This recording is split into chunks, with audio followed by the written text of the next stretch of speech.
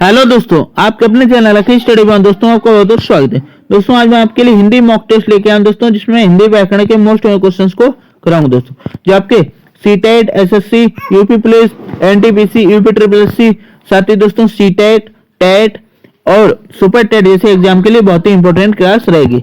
साथ ही दोस्तों इसमें एग्जाम रिपीटेड क्वेश्चन है दोस्तों।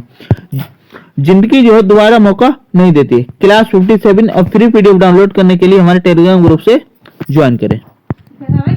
पहला क्वेश्चन है आपका दोस्तों, किसी पद, उपवाक्य आदि की विशेषता दिखाने के लिए शब्द के नीचे एक रेखा खींचते हैं, उसे क्या कहते हैं? यानी कोई हम वाक्य या शब्द लिखते हैं दोस्तों, क्या लिखते हैं? शब्द या वाक्य, और उसके नीचे दोस्तों, उसके नीचे क्या करते हैं? एक रेखा खींच देते हैं, ठीक है। तो उस रेखा को अधोरेखा चिन्ह कहा जाता है। क्या कहा जाता है? अधोरेखा चिन्ह कहा जाता है। जैसे ये वाक्य शब्द लिखा हुआ दोस्तों, क्या है? ये शब्द लिखा, अगर इसके नीचे मैं दोस्तों ये लाइन खींच देता हूं तो क्या है? इस पे हमारी तुरंत निगाह जाएगी। क्या जाएगी? निगाह जाएगी दोस्तों। इसे अधोरेखा चिन्ह कहते हैं। ऑप्शन बी हमारा राइट आंसर हो जाएगा। नेक्स्ट क्वेश्चन है दोस्तों, क्वेश्चन नंबर 2, इस चिन्ह का नाम बताइए। कौन सा चिन्ह दोस्तों? ये जो चिन्ह है, ये जो चिन्ह है, इसका हमें क्या करना है? नाम बताना है। तो दोस्तों इस चिन्ह को कहा जाता है पूर्ण विराम दोस्तों। क्या कहा जाता है? पूर्ण विराम कहा जाता है। अब पूर्ण विराम क्या होता है? जैसे कोई वाक्य हमारा पूर्ण हो जाता है, क्या हो जाता है? कंप्लीट हो जाता है। जैसे राम घर जाता है, राम घर जाता है। अब इसे हम पूर्ण विराम लगाते हैं, क्योंकि ये वाक्य क्या हो गया? हमारा पूर्ण हो गया, क्योंकि वाक्य पूरा हो गया, राम घर जाता है। तो दोस्तों इस चिन्ह को, ये जो ऐसे चिन्ह होता है दोस्तों, इसको हम कहते हैं पूर्ण विराम दोस्तों। क्या कहते हैं? पूर्ण विराम कहते हैं। तो राइट आंसर हमारा ऑप्शन ए जो हमारा राइट आंसर हो जाएगा। नेक्स्ट, प्रश्नवाचक चिन्ह कौन सा है? प्रश्नवाचक चिन्ह कौन सा है? तो प्रश्नवाचक चिन्ह हमारा हो जाएगा ऑप्शन नंबर सी दोस्तों। कौन सा? Option number C. ये जो चिन्ह होता है दोस्तों, ये प्रश्नवाचक चिन्ह कहलाता है। कैसे पहचान होती है?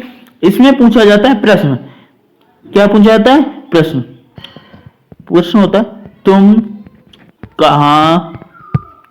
कहां रहते हो? तुम कहां रहते हो? अब ये क्या है? प्रश्न है। क्या है? प्रश्न। क्योंकि इसका क्या है? जवाब दिया जाएगा। तुमसे पूछा तुम कहां रहते, तो तुम कहोगे मैं अपने गांव या अपने कस्बा या शहर में रहता हूं। जब हम ये जवाब देंगे तो हम पूर्ण विराम लगाएंगे। लेकिन जब कुछ प्रश्न पूछेंगे तो हम कौन सा प्रश्नवाचक चिन्ह लगाएंगे? और प्रश्नवाचक चिन्ह हमारा ऑप्शन सी वाला राइट आंसर हो जाएगा। निम्नलिखित में से निर्देशक चिन्ह कौन सा है?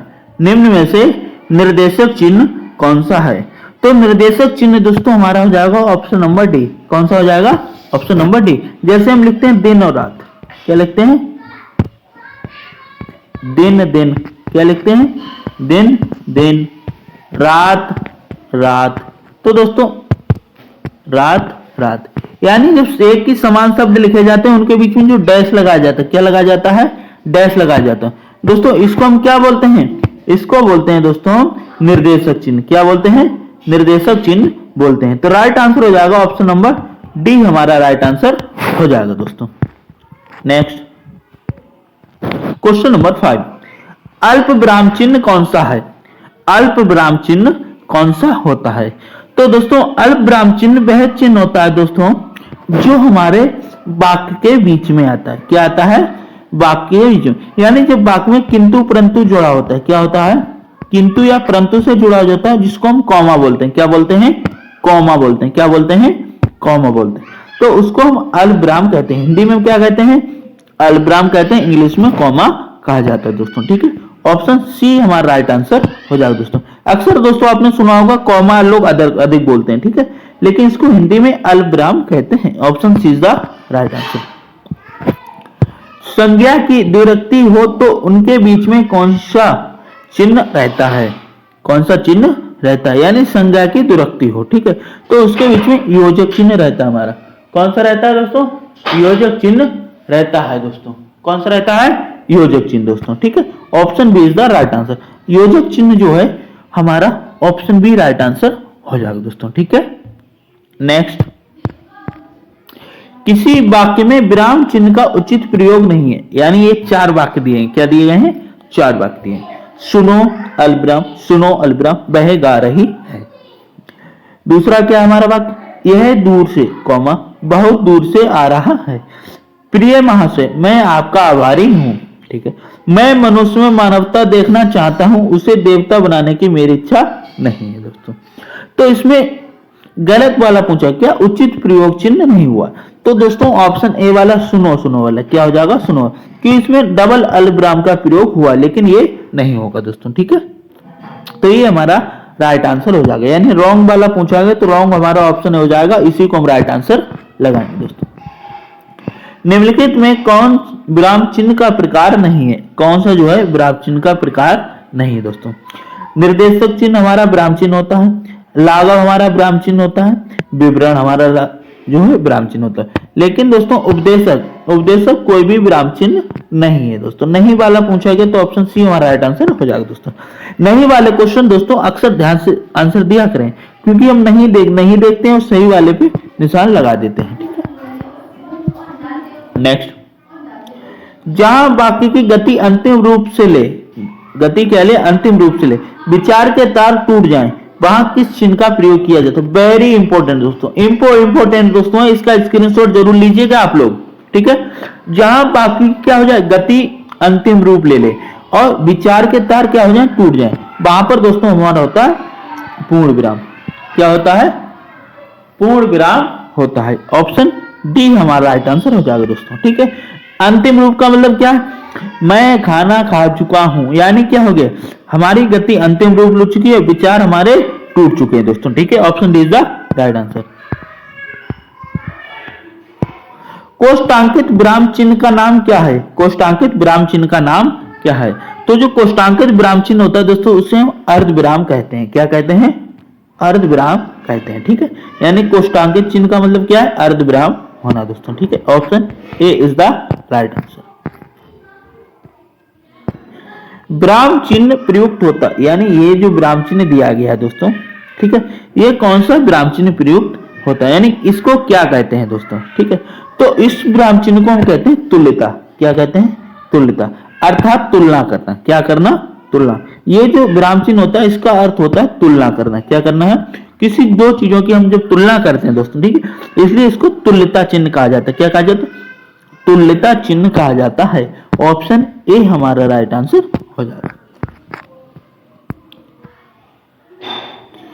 विराम चिन्ह प्रयुक्त होता है, विराम चिन्ह प्रयुक्त होता है दोस्तों, काय में होता है, विवरण में, लाघव में, संयोजक में या तुल्यता सूचक में। तो विराम का अर्थ, विराम का जो चिन्ह का प्रयुक्त होता है दोस्तों, ये संयोजक चिन्ह में होता है। किस में होता है, संयोजक चिन्ह में होता है। Option C is the right answer. विराम का क्या अर्थ है, विराम का क्या अर्थ है। तो विराम का अर्थ होता है चलना, ठहरना या रुकना, बिछुड़ना या स्वर। तो विराम का अर्थ होता है दोस्तों ठहरना। क्या होता है, ठहरना या रुकना। वो कहते हैं ना थोड़ा सा विश्राम कर लिया जाए। ठीक है, ऐसे ही हिंदी में जो है विराम का अर्थ होता है ठहरना या रुकना। यानी विराम का अर्थ होता है हम जब वाक्य या हिंदी पढ़ते हैं तो जहां पे विराम चिन्ह लगा उसको उसी अनुसार रुका जाए। पूर्ण विराम हो तो पूर्ण की तरह, अल्प विराम हो तो अल्प की तरह। ठीक है दोस्तों, श्री कामता प्रसाद गुरु जी के अनुसार विराम चिन्हों को किस भाषा से लिया हुआ माना जाता है। तो कामता प्रसाद गुरु के अनुसार दोस्तों विराम चिन्हों को अंग्रेजी से लिया गया है। किससे लिया गया है, अंग्रेजी से लिया गया, लेकिन एक विराम चिन्ह को छोड़कर। किसको छोड़कर दोस्तों, एक विराम चिन्ह को छोड़कर। वह विराम चिन्ह कौन सा है दोस्तों, पूर्ण विराम दोस्तों। कौन सा, पूर्ण विराम। ठीक है, ये जो पूर्ण विराम होता है दोस्तों यह अंग्रेजी से नहीं लिया, क्योंकि इसका अंग्रेजी में आपने कहीं भी प्रयोग नहीं देखा होगा। ठीक है दोस्तों, श्री कामता प्रसाद गुरु जी के अनुसार विराम चिन्हों की संख्या कितनी है। तो दोस्तों अगर इनके अनुसार विराम चिन्हों की संख्या की बात की जाए दोस्तों तो 20 है दोस्तों। कितनी है, कामता प्रसाद गुरु जी ने 20 विराम चिन्हों को माना है। Option D is the right answer. Ashish, Rahul, Raja, Shukra और वैभव अपने कार्य में संलग्न, इस वाक्य में कौन सा उचित विराम चिन्ह का प्रयोग होगा दोस्तों। तो दोस्तों यहाँ पर जो है कॉमा का होगा। किसका होगा, कॉमा का। ठीक है, जैसे आशीष राहुल, ठीक है, क्या होगा, आशीष के बीच एक कॉमा लगेगा, राहुल के बीच एक कॉमा लगेगा, और राजा, शुक्र और वैभव अपने कार्य में संलग्न है। तो दोस्तों हमारा क्या होगा, कॉमा दोस्तों। ऑप्शन ए हमारा दोस्तों कौन सा ऑप्शन है। यानी जहां एक व्याकरण यानी व्याकरणिक दृष्टि अगर कोई शब्द आए हैं तो उसके बीच में हम क्या करते हैं, संयोजक ना लगा के अल्प विराम का प्रयोग करते हैं, जिसे हम कॉमा बोलते हैं। आनंद घर आया, थोड़ी देर रुका और चला गया, इस वाक्य में उचित विराम चिन्ह क्या होगा दोस्तों। तो दोस्तों आनंद घर आया, क्या हुआ, आनंद घर आया, तो यहां पर क्या लगेगा, कॉमा लगेगा दोस्तों, क्या लगेगा, कॉमा लगेगा दोस्तों, ठीक है। आनंद घर आया, थोड़ी देर रुका और चला गया दोस्तों, ठीक है। अब चला गया, लास्ट में हमारा क्या लगेगा, पूर्ण विराम लगेगा, क्या लगेगा, लास्ट में क्या लगेगा, पूर्ण विराम लगेगा दोस्तों, ठीक है। तो यहाँ पे दोस्तों हम ऑप्शन सी को लगाएंगे दोस्तों, क्योंकि बीच वाला इंपोर्टेंट है, तो यहाँ पे क्या लगेगा, ऑप्शन सी यानी कॉमा को लगाएंगे दोस्तों, ठीक है, ध्यान रखिएगा। नेक्स्ट क्वेश्चन है हमारा, मैं कृष्ण के घर पहुंचा परंतु वह नहीं मिला, इस वाक्य में कौन सा विराम चिन्ह लगेगा दोस्तों। तो दोस्तों मैंने आपको बताया, ठीक है, जहां पर किंतु परंतु क्या हो, किंतु परंतु पर लेकिन, ठीक है, ये आदि शब्द आए हो दोस्तों, तो वहां पर हमारा क्या अल्पविराम यानी कॉमा का प्रयोग होता है। जैसे मैं कृष्ण के घर पहुंचा, मैं कृष्ण घर में पहुंचा, कॉमा यहाँ पे क्या लग जाए, कॉमा, परंतु वह नहीं मिला दोस्तों, ठीक है। तो हमारा ऑप्शन डी दोस्तों राइट आंसर हो जाएगा।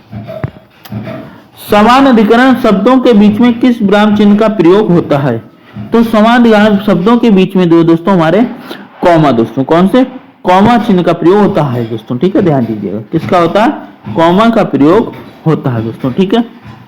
जैसे देश के प्रधानमंत्री कॉमा श्री नरेंद्र मोदी गणतंत्र दिवस के अवसर पर देश को बधाई दी दोस्तों, ठीक है। तो यहाँ पे दोनों क्या है दोस्तों, देश के प्रधानमंत्री नरेंद्र मोदी, ये दोनों शब्द कैसे हैं दोस्तों, समान अधिकरण वाले शब्द हैं। वाक्य में जब एक ही प्रकार की कई संज्ञाएं आए तो उनके बीच किस प्रकार का विराम चिन्ह लगता है। तो दोस्तों वाक्य में जब एक ही प्रकार की कई संज्ञाएं दोस्तों, तो वहां पर हमारा कॉमा यानी अल्प विराम का चिन्ह प्रयोग होता है, option is the right answer. छंदों में एक चरण की समाप्ति पर किस विराम चिन्ह का प्रयोग होता है। यानी छंद में जब एक चरण की समाप्ति हो जाती है दोस्तों, वहां पर हमारे कॉमा किसका होता है, कॉमा यानी अल्प विराम का प्रयोग किया जाता है, option B is the right answer. Ramu जो बड़ा अच्छा खिलाड़ी है, कल उसकी टांग टूट गई, इस वाक्य में उचित विराम चिन्ह का प्रयोग कीजिए। तो रामू क्या है, जो एक बड़ा अच्छा खिलाड़ी है, यहाँ पे क्या लगे, कॉमा, क्या लग जाएगा, कॉमा, रामू जो एक बड़ा अच्छा खिलाड़ी है, कल उसकी टांग टूट गई दोस्तों, ठीक है, option A is the right answer. जाना है तो जल्दी जाओ, इस वाक्य में उचित विराम चिन्ह का प्रयोग किए। यानी जाना है, क्या है, जाना है, जाना है पे क्या लग जाए, कॉमा लग जाए, क्या लग जाए, जाना, जाना है तो जल्दी जाओ दोस्तों, और जाओ पे क्या लग जाए, पूर्ण विराम लग जाए, क्या लग जाएगा, पूर्ण विराम। अर्थात ऐसे वाक्य जो खंडों के बाद भी अल्प विराम लगता है, ठीक है, तो उसमें क्या होता है, तब या वह आदि शब्द का लोप हो जाता है दोस्तों, ठीक है। माँ मेरा कल्याण करो, इस वाक्य में उचित विराम चिन्ह का प्रयोग करो।